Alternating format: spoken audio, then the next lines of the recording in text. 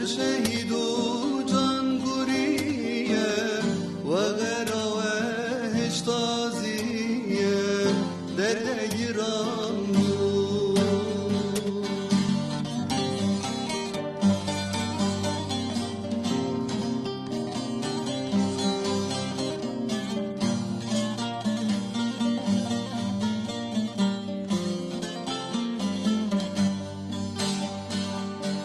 Hayre azatım geriya bu evin darevançiya tüm bu azad yetfiriya dayrek azadu Hayre azatım geriya bu evin darevançiya her bu azad yetfiriya dayrek azadu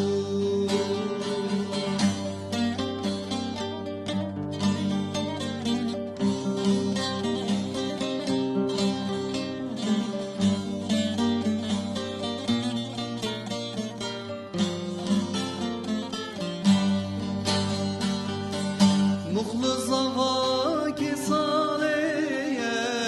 bu kare ben çavlıreye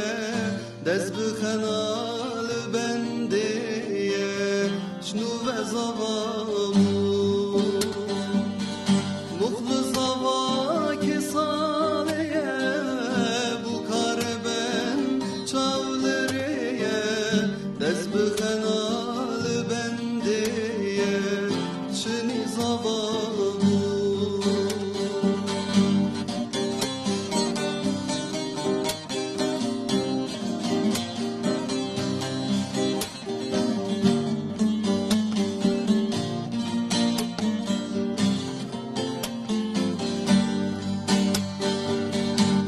Azadimin can guriye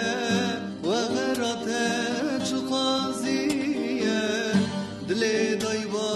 basutiye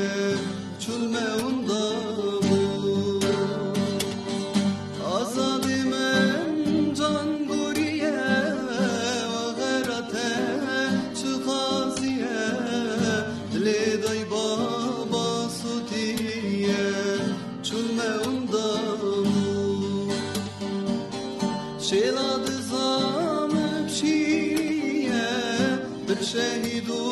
can guriye ve gara ve hiştaziye derde giran bu